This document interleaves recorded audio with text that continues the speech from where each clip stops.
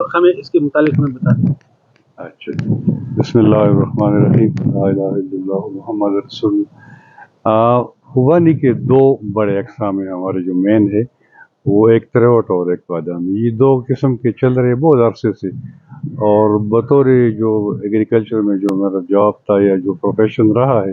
اسی میں ہم نے اوور دا ایئرز دیکھا ہے کہ یہی دو ویرائٹیز جو ہے، ایک ذرا ارلی ہے، تروٹ ارلی ہے، بادامی اس کے بعد پھر پھل دے دیتی ہے۔ تو پیداوار کے لحاظ سے تو دونوں بس ٹھیک ٹھاک ہے،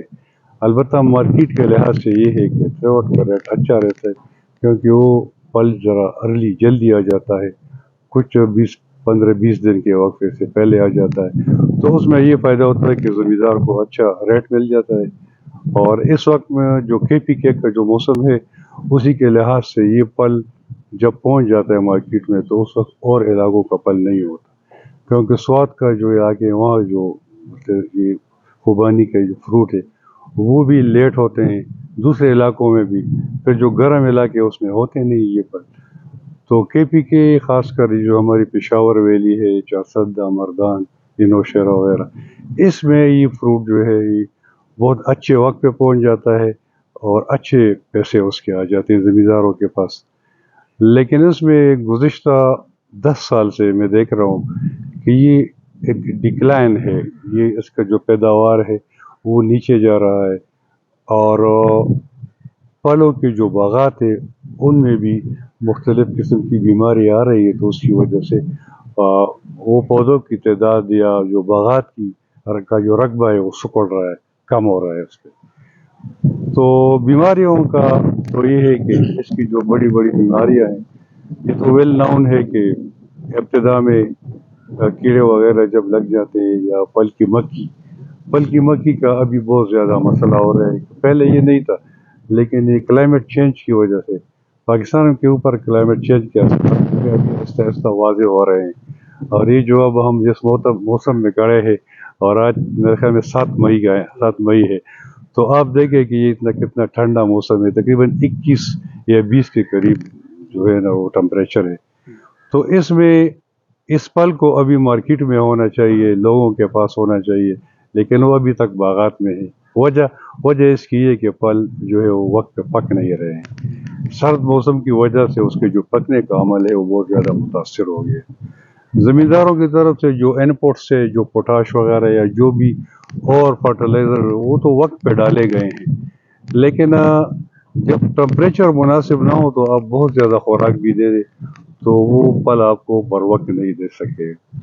اور پھل کے پکنے کے لیے ٹمپریچر کا سٹیبل ہونا بہت ضروری ہے کہ یہ آہستہ آہستہ ہفتوں کے لحاظ سے حساب سے یہ آہستہ آہستہ بڑھتا رہے تاکہ پھل وقت پہ پک جائے۔ لیکن یہ ہے کہ 2 دن گرمی ہو جاتی ہے، پھر اس کے بعد 3-4 دن جو ہے بہت سردی ہوتی۔ ابھی جو آج کا موسم ہے، ڈے کا جو ٹمپریچر ہے یا ڈے کا جو پیریڈ ہے تقریباً دن 14 گھنٹے کا ہے یا 15 کا، لیکن ٹمپریچر اتنا کم ہے کہ وہ پکنے کا عمل جو ہے بہت متاثر ہو رہا ہے۔ تو اس لحاظ سے زمینداروں کے اوپر بہت زیادہ اثر پڑ رہا ہے،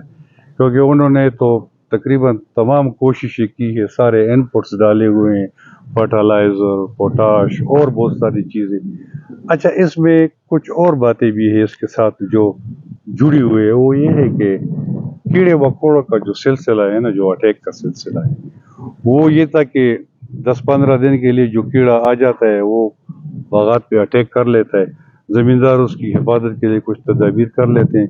وہ ختم ہو جاتا ہے، پھر اس کے بعد دوسرے کا وقت ہو جاتا ہے۔ لیکن اب یہ ہے کہ 1 مہینے سے ایک کیڑا جو ہے وہ ابھی تک موجود ہے، اور وہ پھل کے اوپر اس طرح یہ مچھر وغیرہ ہے پھل کے اوپر اٹیک کرتا ہے۔ اچھا، مچھر کا تھوڑا سا میں آپ کو بتاؤں کہ یہ اس کو بیسیکلی کہتے ہیں شارٹ ہول بورر۔ یہ پتے میں باریک سا سوراخ کر لیتا ہے، جیسے آپ کوئی شارٹ یا گولی سے مارتے ہیں تو ایک چھوٹا سا ہول بن جاتا ہے نا، اس طرح ایک شارٹ ہول بورر ہوتا ہے۔ وہ شارٹ ہول بورر تو پتوں کے اوپر اٹیک کر دے تو اس میں چھوٹے چھوٹے سوراخ پیدا ہو جاتے ہیں، لیکن وہ پھل کے اوپر بھی اٹیک کرتا ہے۔ اور جب وہ پھل کے اوپر اٹیک کرتا ہے تو کیا ہوتا ہے، وہ اس طرح ہوتا ہے کہ اگر ہمارا ہاتھ زخمی ہو جائے تھوڑا سا، اور پھر وہ زخم ٹھیک ہو جائے، تو ادھر ایک کالا سا اس پہ وہ ایک کور سا آ جاتا ہے، اس کی وجہ سے جو ہے اس طرح جب یہ پل زخمی ہو جاتا ہے مچھر کی اس اٹیک کی وجہ سے، اور پھر جب ٹھیک ہو جاتے اس کے اوپر کالے کالے چھوٹے چھوٹے داغ آ جاتے ہیں، تو اس کا مارکیٹ جو ہے وہ گر جاتا ہے۔ اور وہ مچھر جو ہے یا جو شارٹ ہول بورر ہے وہ ابھی تک موجود ہے، حالانکہ ابھی اس کو جانا چاہیے، اس کے جانے کا وقت آ گیا ہے نا، لیکن وہ ابھی تک موجود ہے۔ تو یہ کوالٹی بہت زیادہ متاثر ہو رہی ہے، اور زمیندار کا پھل بر وقت نہیں پک رہا ہے۔ تو اب ایسا ہو رہا ہے کہ جو خوبانی کا موسم ہے وہ آلوچے کے موسم میں اندر گھس رہا ہے۔ تو آلوچے کا اب یہ اگر دونوں پھل ایک ساتھ تیار ہو جائے پھر بھی مسئلہ ہے، اگر یہ آلوچے بھی لیٹ ہو جائے، اس طرف چلے جائے، جون جولائی کی طرف اگست کی طرف چلی جائے، تو پھر اس کی بھی مارکیٹ ویلیو متاثر ہو رہی۔ تو یہ جو سرد ٹمپریچر ہے، یہ بیسیکلی ہے تو کلائمیٹ چینج۔ اور کلائمیٹ چینج کے بارے میں تو میں نے بہت فورمز پہ بہت میں نے یہ میٹنگز وغیرہ کی، اس میں نے کہا ہے کئی لوگ اس میں کہ کلائمیٹ چینج کا اثر جو ہے وہ 10 سال بعد واضح ہو جاتا ہے، لیکن اگر آپ کلائمیٹ چینج کو ریورس کرنا چاہتے ہیں کہ یہ جو کلائمیٹ چینج ہے یہ واپس اسی پہ آ جائے اس طرح پہلے تھا، تو اس میں 50 سال لگیں گے۔ آ جاتا ہے جلدی چینج لیکن جاتا ہے 50 سال میں۔ تو ابھی سے اگر ہم اس کے لیے کچھ نہ کر سکیں نا، تو آج کا جو یہ موسم ہے یا اس سال جو بارشیں ہوئی اور یہ ژالہ باری لوگوں کے فصلیں تباہ ہوئے، یہ اگلے سال اس سے زیادہ ورسٹ ہوگا، زیادہ ہو جائے گا، کیونکہ موسم میں جو سختی ہے وہ ہر سال بڑھتی جا رہی ہے، اور یہ سارے کلائمیٹ چینج کے اثرات ہیں۔ تو یہ تو خوبانی کی اس کے بارے میں تھا، اس کی کوالٹی کے بارے میں، اس کے اسٹیٹسٹک کے بارے میں،